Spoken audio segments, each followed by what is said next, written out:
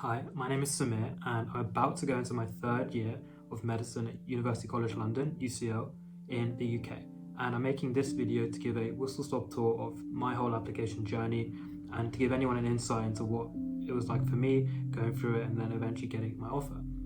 So we'll start off in year 10. This is when I decided to fully commit and want to study medicine at a university.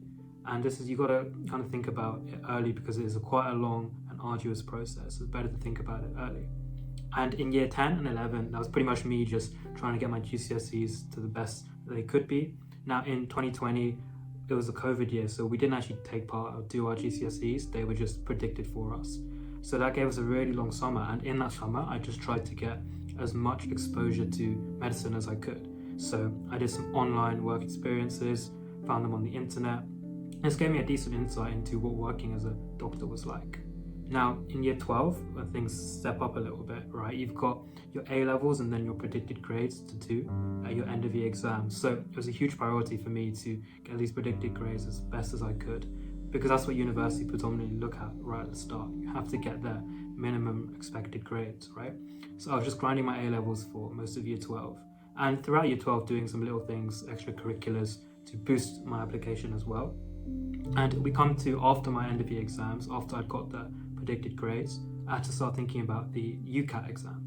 Now, this exam is taken by medical and dentist applicants in the UK, and it's quite a rough exam to prepare for. So in my year 12 summer, I did around 6 to 8 weeks, I think it was, of preparation, solid prep, just for UCAT. And I can make a specific dedicated video for UCAT prep, but essentially I was just doing as many practice questions as I could, getting the hang of each different section. There are 5 sections, and just rinse and repeating those questions. You got to make sure to do as much timed practice as possible, because the pressure is the thing that really gets you.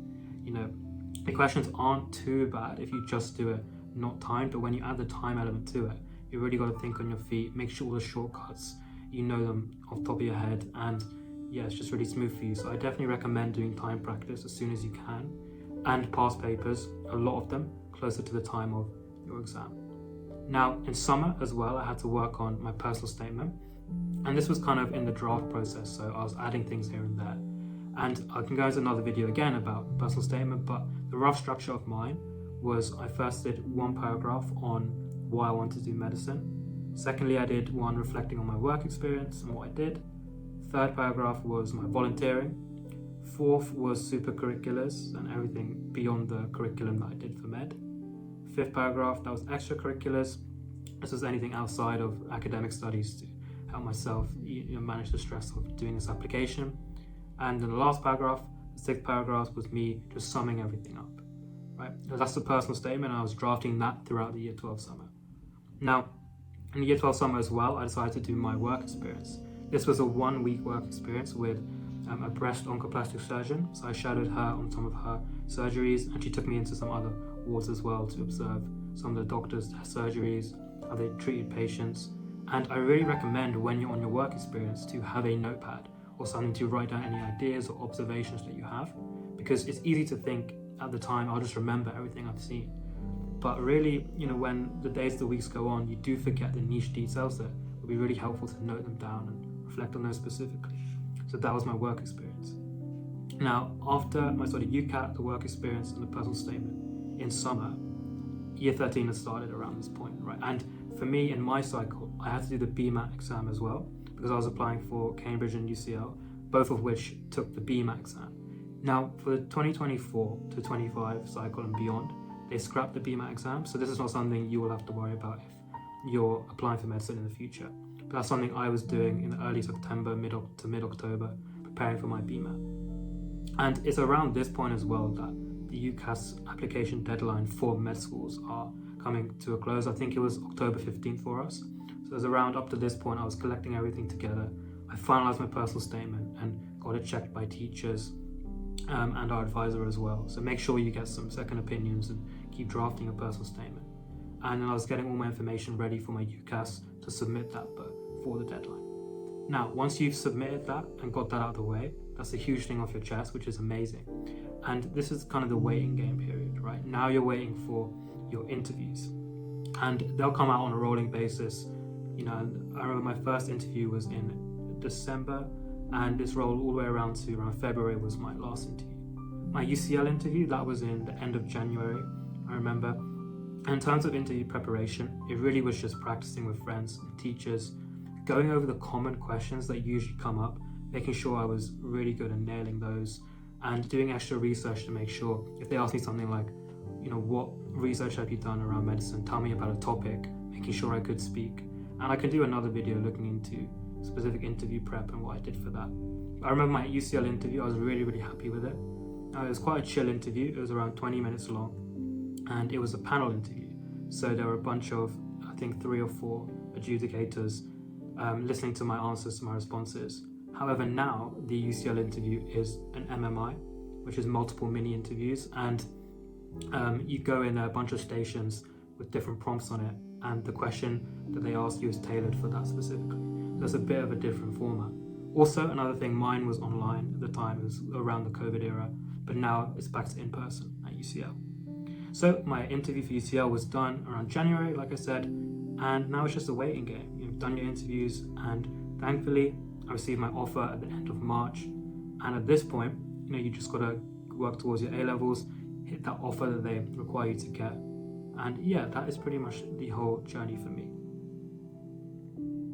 And some other things I need to mention as well. So this isn't, one-off period. It's like during year 12 and 13, I also did some things to help with my application. So firstly, we're looking at extracurriculars. Now these are anything I mentioned before, but anything outside of your studies, kind of hobbies. So for example, I played at my badminton club at school. I was part of the deputy head boy team, and I was co-chairman of the Biomedical Society at my school. So these are all extra things that you can put on your personal statement or talk about an interview to just show that you have a life outside of medicine, your hobbies, and they do like to see that you can do things to help you de-stress, because medicine is quite a tough and challenging degree, so it's good to know that you have other interests as well. The next thing is Supra Curriculars. These are things outside of the curriculum that further push you, and they have to be sort of related to medicine and science. So for me, I did a course on human neuroanatomy, a free online course I found online. I make sure it's a well-credited course, that it's got good reviews and by a trusted university. I also did an EPQ, which is like a research dissertation I did it on Alzheimer's disease, which is really interesting, and it's something that cropped up at interview. And another thing I did was I read a book called Your Life in My Hands by Rachel Clark, and this showed her sort of journey and her memo of being a junior doctor in the NHS. And all these things add to your personal statement. Make sure you know them thoroughly for your interviews as well, and they're going to really boost your application. The last thing I want to mention is my volunteering. So as part of my Duke of Edinburgh award, I did some volunteering in a care home, and I did this for around 1.5 years, so I kept that going. And this was really good to show my personal statement and interviews, the sort of skills that I took away from it. And it's really important, if we're talking about the personal statement, you've got to make sure you reflect on each individual thing you did. So you don't just say what you did. So don't just say, I did work experience for 1 week in hospital. Say what you observed about doctors, and then say how, from what you've done, you can display those skills as well. So do a little bit of reflection and show how you can display those qualities as well. So yeah, that's everything about my application journey. I was so happy when I got my UCL offer, and I've loved being at UCL thus far. So best of luck to anyone who's taking part in this journey, going through it. I know it's very tough, and when you get out, when you get to the other side of it, it's very rewarding. Best of luck. Leave any questions you have in the comments below, and leave any experience you have in the comments below, and make sure to give me any feedback as well. So thank you so much, and take care.